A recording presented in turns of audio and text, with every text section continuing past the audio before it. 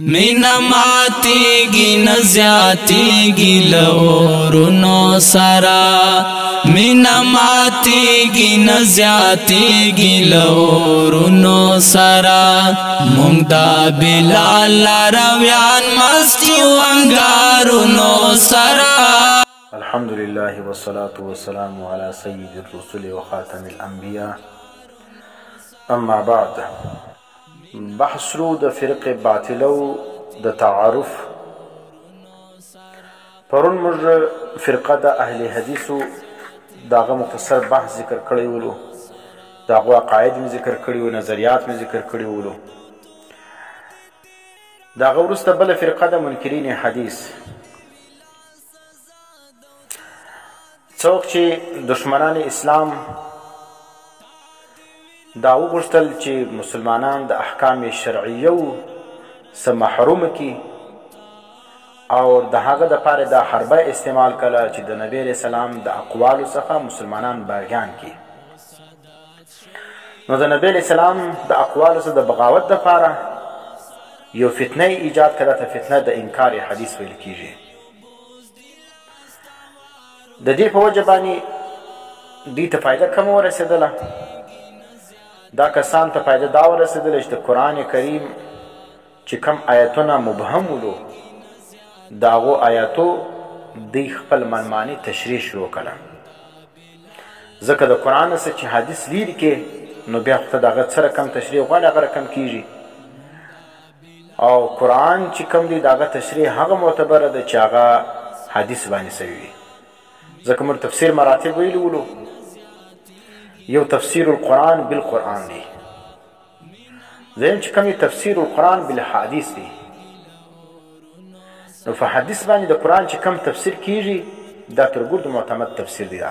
اوله درجه تفسیر القرآن بالقرآن دی چې د قرآن تفسیر قرآن خپله وکړي. دویم دا د قرآن تفسیر دا احادیثو باندې سوی وي، دا دویمه مرتبه ده د معتمد تفسیر. او درېیمه ولا تفسیر القرآن باقوال الصحابه، د صحابه کرامو په قول باندې چې د قرآن د آیت تشریح سوي، دا درېیمه مرتبه سوله. نو دا چې شولو نو دوی چې کوم دي ګوره چې حدیث نه مني، نو اقوال د صحابو په طریقه اولا نه مني، نو بس دوی چې کوم دي هغه د قرآن کریم هغه آیتونه چې هغه مبهم وي، هغه اجمال وي او هغه کې تفصیل نه وي ذکر، هغه محتمل د ډېر معناوي وي، په هغه کې چې کوم دي هغه دوی خپل گمراهی چې کوم د هغه پټوي او بیانوي. د فتنه انکار حدیث بانی چې کوم دی دا غلام احمد پرویز ولو. دا غلام احمد پرویز شو دا سرکاری ملازم ولو. په 1938 کې د فتنه انکار حدیث لپاره رساله جاری کړه. په 1953 کې بیا د درس قرآن ترتیب شروع کی. د درس قرآن په اړه کې تفسیر بالرای چې کوم د هغه شروع کړه. دا فرقه چې کوم ده د دې مختلف نمو باندې یادیږي. نو کله یو نوم ورته ویل کېږي، کله بل نوم باندې. نو تاسو به وپېژنئ چې دغه نوم ورباندې موجود ولو. بس دا چې کوم دا منکر حدیث دی. دا یو نوم چې کوم دی هغه پرویزی دی. دا خلک پرویزیان ورته وایي. نو پرویزي چې چاته د ځان سره لیکي یا د دې فرقې تعریف یې کوي یا دې خلک دې طرف ته خلک رابلل، نو پوه چې دا منکر حدیث دی. او دویم چې ځان ته اهل قرآن وایي، شو بس قرآن به منو، دا حدیث پرېږده، امامان پرېږده، او دا دومره علما چې کومې دا ګر د فالتو دي. بس الله چې کوم کلام نازل کړی دی د هغه اتباع وکړو. چې خالي د قرآن کریم د مقدس نوم یې اخیستی او د حدیثو څخه منډه وله او د ائمه مجتهدین څخه منډه وله، نو پوه سئ چې دا منکر حدیث دی. دا د اهل قرآن دا دویم نوم د چا دی؟ د منکرین حدیث دی. او دریم چې کوم دی هغه دا خلکو ته منکرین حدیث هم ویل کېږي. دا حدیث نه مني، نو ځکه دغه درې نومونه چې کوم دي پرویزیان، اهل قرآن او منکرین حدیث، دا درې سره د دغه یوې فرقې نوم دی. دا عقاید او نظریات د دې فرقې موږ وایو. د دې فرقې د الله په باره کې د عقیده ده وایي الله په خارج کې څه وجود نه لري.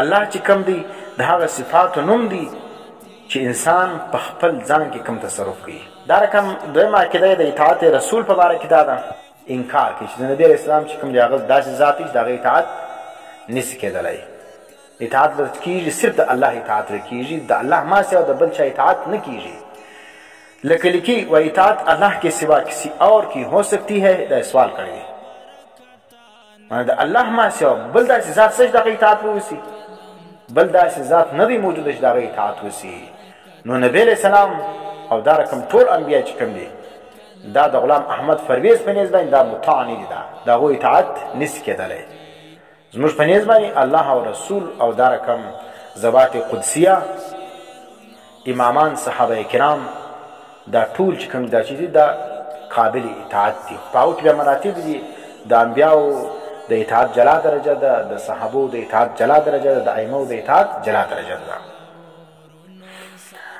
دریم عقیده چې کوم د انکار حدیث عقیده لري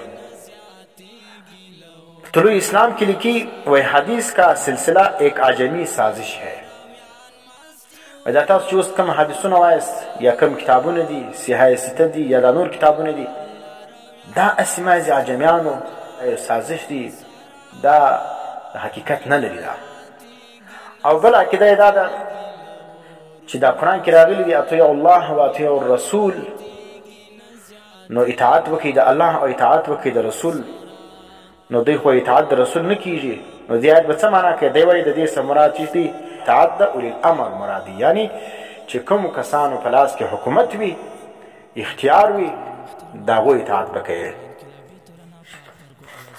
او بله نظریه دا ده چې نبی علیه اسلام د وفاته بعد د دې اطاعت نشي کېدلی ولې و اطاعت به د هغه چا کوي چې هغه ژوندی وي نبی علیه اسلام وفات سوی دی د وفات بعد د څنګه اطاعت کوي دا هم د غلام احمد پرویز گمراه کن عقیده ده شپږمه نظریه دا ده وایي د آخرت څخه مراد مستقبل دی دا روان وخت چې دی دا ګرد آخرت دی دا بل عقیده دا ده وایي جنت او جهنم چې کوم دی دا د یو خاص مقامات نوم نه دی دا بلکې دا د انسان چې کوم ذاتی کیفیت دی دا د هغو نوم دی معنی انسان په ښه حال کې وي دا جنت دی او بد حال کې وي دا جهنم دی نو د په نیز باندې دنیا کې چې اوس ګوره کفار په ښه حال کې دي دا جنت کې دي او موږ چې کوم دي مسلمانان په بد حال کې یو په مسکنت او په غربت کې یو نو دا چې کوم دي دا چیز موږ لپاره جهنم دی دا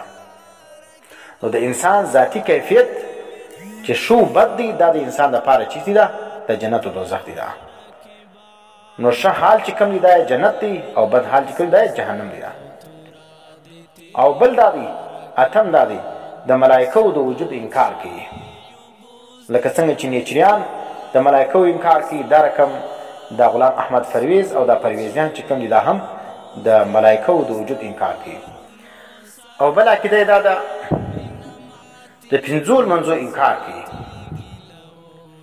دا چې موږ کوم پنځه لمونځونه کوو د دې انکار کوي او وایي په ورځ کې صرف دوه لمونځونه چې کوم دي دا انسان لپاره لازم دي د سهار او د ماخستن لمونځ دا دوه لمونځونه چې کوم دي دا دی کې نور لمونځونه وایي دا نشته او بله نظریه دا ده د زکات په باره کې دا عقیده ساتي چې زکات ته دې ټیکس وایي وایي دا زکات چې کوم ده د ټیکس ما سوا بل هېڅ شی نه دی معنی دا عبادت نه دی دا موږ خو د امر تعبدي دی دا دې زکات چې شوی ټیکس وایي د ټیکس ما سوا بل څه نه دی دا او بل عقیده دا ده د قربانی په باره کې موږ په اختر کې قرباني کو اضحیه کو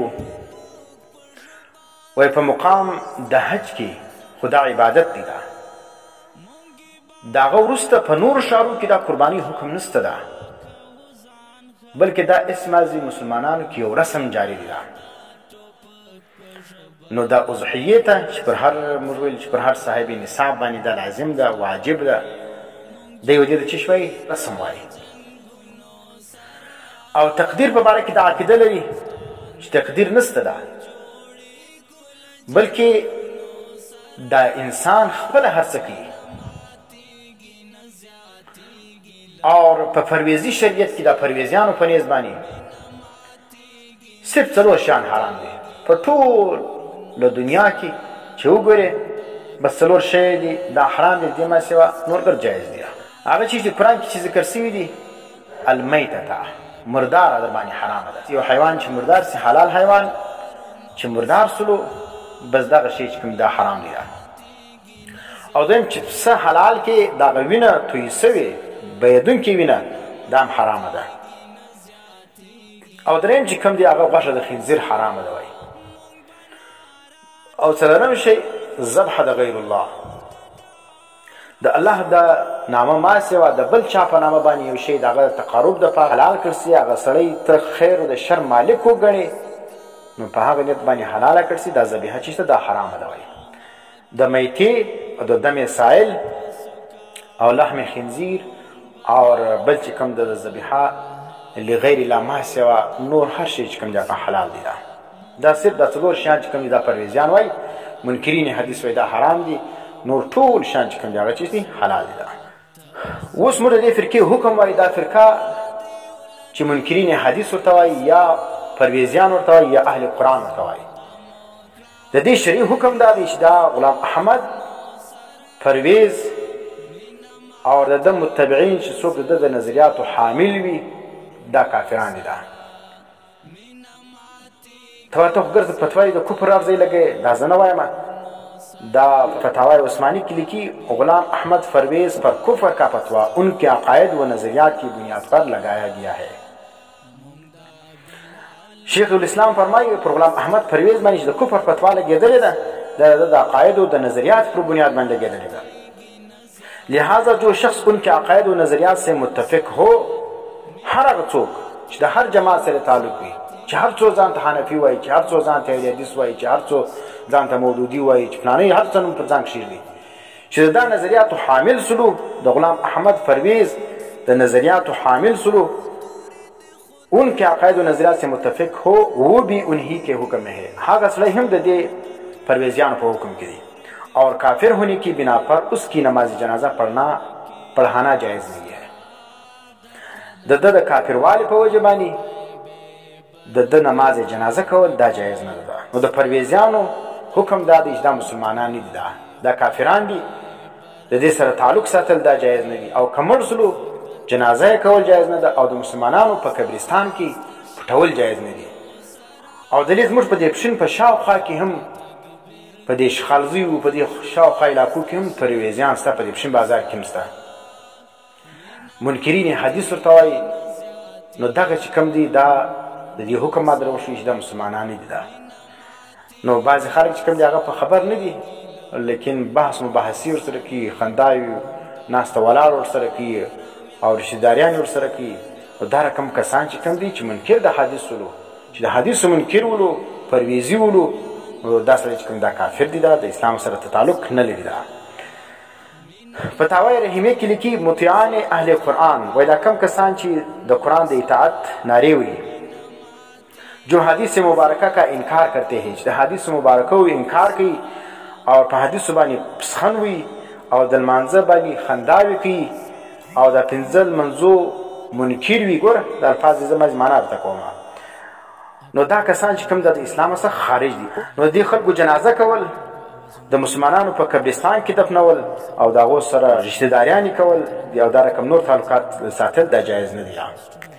او په دې پرویزیانو باندې زموږ په اکابرو کې حضرت مولانا مفتی ولی حسن تونکي صاحب رحمت الله علیه پر رساله لیکلې ده په نامه باندې د کفریات پرویز باندې. مفتی ولی حسن تونکي صاحب رحمت الله علیه د غلام احمد پرویز پر کفریات باندې پر رساله کفریات پرویز. دا څوک نه وایي چې تاسو فتواوې لګوئ پر خلکو باندې. زموږ د اکابرو چې کوم مسلک دی او کم فتاواوې دي دا د هغو په روشني کې موږ د باطل فرقو حکمونه ذکر کوو. او په دغه رساله کې د څلورو سره مذاهبو، د عربو، د عجمو، د یو نیم سل علماو چې مشهوره علما او مفتیان کرام دي، د هغو ټولو فتوا او د صفتونه رساله باندې موجود دي. د دې فتنې سره د خبرېدو لپاره څه کتابونه زه در ښیم تفصیلي مطالعه چې کوم د هغه تاسو خپله وکړئ. اول کتاب چې کوم مکالمه بین المذاهب د ولی خان المظفر مد ظله العالی دا د جامع فاروقي شیخ سلیم الله خان صاحب خاص خادم هم او شاګرد هم دی. هغه لیکلی دی ولی خان المظفر. او دویم کتاب چې کوم دی کفریات پرویز حضرت مولانا مفتی ولی حسن تونکی صاحب رحمت الله علیه لیکلی دی. او دریم کتاب چې کوم دی هغه فتنه انکار حدیث حضرت مولانا مفتی رشید احمد لدیانوی صاحب د احسن الفتاوا، دا رساله په احسن الفتاوا کې موجود ده. او څلورم کتاب چې کوم دی انکار حدیث کې نتایج، دا امام اهل سنت حضرت مولانا سرفراز خان صفدر صاحب رحمت الله علیه لیکلی دی. او پنځم کتاب چې کوم دی انکار حدیث کیوں حضرت مولانا یوسف لیدانوی شهید رحمت الله علیه لیکلی دی. زموږ اکابرو ټولو د دې فتنې خلاف چې کوم دی هغه اواز پورته کړی دی. نو موږ صرف هغه باطل فرقې چې کوم دی هغه تاسو ته د په ګوته کوو چې تاسو یې وپېژنئ او ورسره باید ځان وساتئ. نو پرویزیان چې کوم دی دا کافران دي، د دې سره څه تعلق ساتل جایز نه دي. واخر دعوانا پاک پژبا کو ځان خبر کا مونږی بادا ټوپک پژبا کو ځان خبر کا مونږی بادا ټوپک پژبا کو ځان خبر کا مونږی بادا ټوپک پژبا کو ځان خبر کا.